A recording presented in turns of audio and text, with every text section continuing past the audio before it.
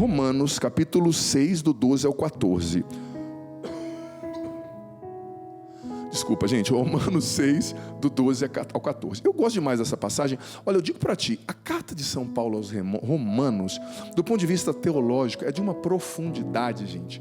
Sobre toda a sistematização da teologia da graça católica está fundamentada em Romanos e em Santo Agostinho. É lindo, lindo, lindo. Mas vamos ler aqui, 12 ao 14, capítulo 6. Que o pecado não reine mais em vosso corpo mortal, levando-vos a obedecer às suas paixões. Não ofereçais mais vossos membros ao pecado como armas da injustiça. Pelo contrário, oferecei-vos a Deus como pessoas que passaram da morte à vida, e ponde vossos membros a serviço de Deus como armas da justiça. De fato, o pecado não vos dominará, visto que não estáis sob a lei, mas sob a graça. Olha só, que o pecado não reine mais sobre o vosso corpos mortais, levando-vos a obedecer suas paixões. Não ofereçais os vossos membros ao pecado como armas da injustiça. Oferecei-vos a Deus como pessoas que passaram da morte para a vida. Colocai os vossos membros a serviço da justiça, assim o pecado não vos dominará. Então, Deus está sendo claro através do apóstolo Paulo aqui, que é preciso que nós não ofereçamos, filho, filha, os nossos membros, a nossa aptidão, a nossa capacidade humana, volitiva, emocional, psíquica, física, ao pecado, como servos do pecado. É preciso que nós combatamos o pecado, e combatamos todo e qualquer pecado. Claro, o pecado mortal, obviamente, porque o pecado mortal, ele te tira a salvação. Mas quando você deixa o pecado mortal, você está salvo, mas você não está santo. A santidade é uma construção. Como Santa Teresa d'Ávila falava das moradas do castelo interior, as moradas da alma, né? É degrau por degrau, é morada por morada. E você sabe que depois dessa primeira conversão, que todos nós precisamos ter, que é o abandono do pecado mortal, matava, não mato mais, roubava, não roubo mais, era adúltero, não sou mais, usava droga, não uso mais, roubava, era estelionatário, desviava de recurso público, não faço mais. Isso é muito bom, claro, é maravilhoso. Todavia, para você crescer na sua espiritualidade, para você de fato conquistar tudo que Deus tem preparado para você, você e eu, amado, amada, precisamos também aprender que a gente tem que combater o pecado venial também. Porque veja bem, tudo bem, eu cortei uma corrente que me prendia, mas se uma pequena linha indiana de pesca, que não é tão difícil de romper, né? Esses marmanjões que estão aqui no estúdio, aqui, os cinegrafistas, eles rompem uma linha indiana. Ela é fina, não é? Mas se ela for passada 300 vezes sobre você, amarrando você, fica mais forte que uma corrente, gente. Então o pecadinho, ele se torna também pecadão, ele se torna corrente, você está entendendo? Então a gente tem que entender que muitas promessas de Deus não acontecem na nossa vida. Escreve o que eu estou falando. Muitos dons do Espírito Santo não fluem mais, muita unção não vem, por causa de pecados que nós cultivamos e que nós, entenda bem a metáfora, acariciamos como um pet, como um animalzinho de estimação. Porque o que é um pet, né? Eu gosto de cachorro, por exemplo. Eu tinha um cachorro, mas eu nunca fui de ter muito cachorro pequeno. Tinha cachorro grande. Mas o grande veio o pequeno, né? E o pet, o que você faz? Você acaricia, né? Você dá comida, você brinca, você faz ele crescer. Por quê? Porque ele é importante para você, né? Tem gente que tem um relacionamento equilibrado, bonito com os animais. E tem gente que tem relacionamento até de transferência de figuras humanas para os animais. Mas enfim, o conceito do pet, do animal de estimação, você entendeu? É algo que você acaricia, que você nutre para crescer. E tem muita gente que tem pecados de estimação. Sabe aquele pecadinho? Olha, eu até vou à igreja, eu até canto, eu até prego, mas eu tenho aquele vício de mentir, aquele vício de falar mal das pessoas, aquele vício de acessar conteúdos impuros, aquele vício da impureza, da mentira, da soberba. Eu não sou humilde, eu me julgo superior às pessoas, eu julgo todo mundo. Esses pecados, entenda bem, eles impedem os dons do Espírito Santo de fluir em você. Por exemplo, você já foi em alguma barragem? Acho que essa metáfora é muito interessante aqui. Se você vai numa barragem, você vai ver que tem muita água ali. Só que a água está represada, é uma potência violenta, mas está por trás da barragem. Se fossem abertas as comportas, né, daquela barragem, a água fluiria. Então, muitos dons do Espírito Santo, filho, filha, não fluem nas nossas vidas por causa dos pecados de estimação. Por quê? Porque Deus, ele derrama a graça, a unção, à medida que você se entrega.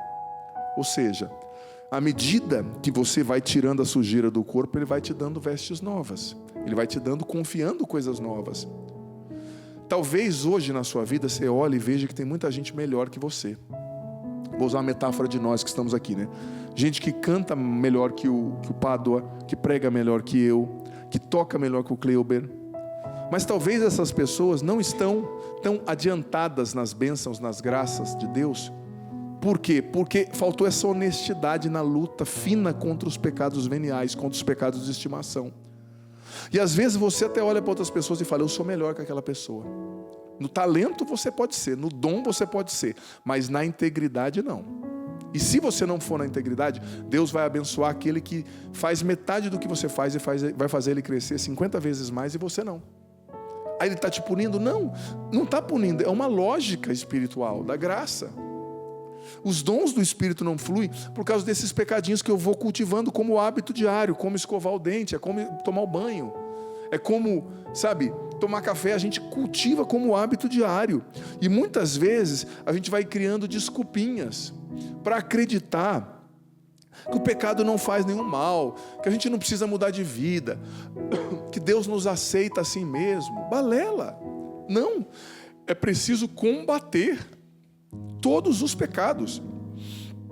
Sabe, tem muita gente, me perdoe, que vai passar quase a eternidade no purgatório por apego a pecadinhos.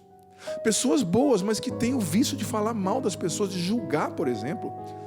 Olha, eu acho tão preocupante quando numa roda de cristãos se torna comum a fofoca, se torna comum sentar todo mundo para falar mal de alguém, sabe? Para depreciar alguém. Tem algum problema, não pode. Quando a gente vai internalizando a malícia como um jeito de ser, está errado, gente, não dá.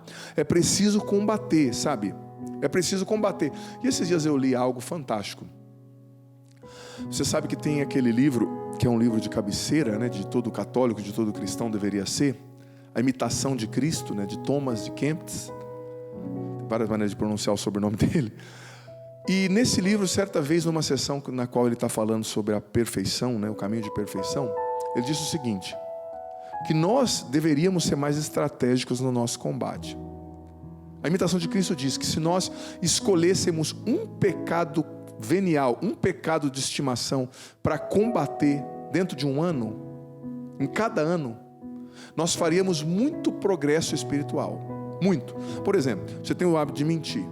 Escreve lá um papelzinho, cola lá no espelho do seu banheiro.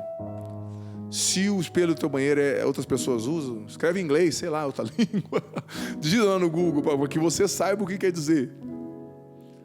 Guerra, 1 ano sem mentira. Escreve lá. E escreve o dia de hoje, a data de hoje. E cada dia você vai se lembrar disso. 1 ano. Eu vou dizer para você, vai ser difícil. Vai cair, você vai acabar, se você tem esse hábito, esse vício, um momento ou outro você vai mentir. Um momento ou outro você vai dizer uma inverdade. Mas lá para o 6º mês, 5º mês, você já vai estar internalizando. Por quê? Porque o seu foco está nisso, né? O foco espiritual está no combate daquele pecado, daquela minúcia. E a Imitação de Cristo diz que depois desse ano, você vai fazer um grande progresso espiritual. E não só isso. Porque é assim, a lógica da espiritualidade é fantástica. Você nunca combate um mal sem fazer crescer um bem. Ou seja, à medida que você por 1 ano combate a mentira, você vai desenvolver outras virtudes sem perceber. Você vai se tornar uma pessoa mais honesta, você vai se tornar uma pessoa mais íntegra, você vai se tornar uma pessoa mais verdadeira, mais inteira. Tudo bem, padre, consegui. Nesse ano combati a mentira.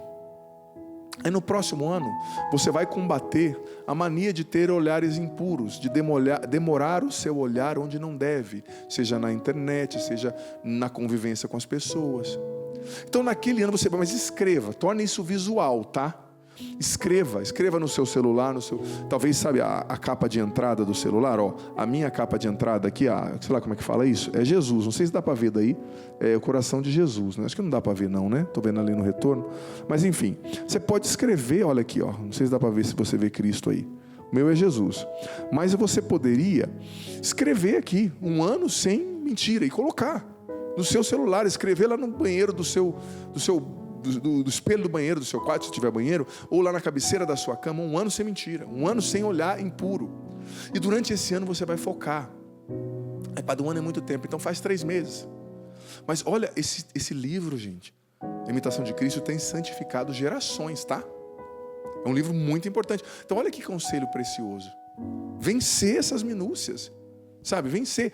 E eu digo para você, esse tipo de coisa é preciso combater. Combater vou usar a metáfora, não estou querendo discriminar a mulher, mas a metáfora é pegando a raiz etimológica mesmo, né? Combater com hombridade, quer dizer assim, com aquele virtus, né, que era atribuído à masculinidade, é atribuído à masculinidade, mas sobretudo nos escritores clássicos, né, é atribuída à masculinidade. Então, é preciso combater, sabe? E o pecado venial, o pecado de estimação, às vezes ele vai ser pior que um pecado mortal para você vencer, sabia? Por quê? Porque veja bem, às vezes o pecado mortal, ele tem outras raízes, ele é de momento, ele é uma coisa que você fez, mas o teu coração está acusando, você não está feliz. Agora o venial, ele é como o bambu. Sabe qual é a diferença entre a grama e o bambu? A principal diferença é que a grama, se você puxar, você tira de uma vez, você arranca de uma vez, porque a raiz é rasa. O bambu, você tem que cavar do lado com muito jeitinho, tá? Porque a raiz é profunda, senão não sai. Senão você arranca o toco do bambu, mas a raiz fica lá. E o pecado de estimação, ele muitas vezes é um bambu. E às vezes até um pecado mortal, ele está até como uma grama, porque eu disse, ele é circunstancial. Eu estou triste naquilo, eu sei que eu estou muito errado, padre. Então uma hora eu vou sair, chutar o balde, porque eu não aguento mais essa vida. Mas o de estimação, ele é um bambu, está a raiz profunda, sabe? Então você tem que arrancar essa raiz.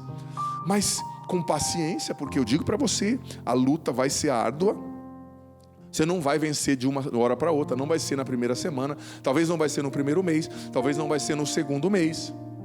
Mas é preciso querer lutar, gente. Os santos são aqueles que lutam, aqueles que querem lutar.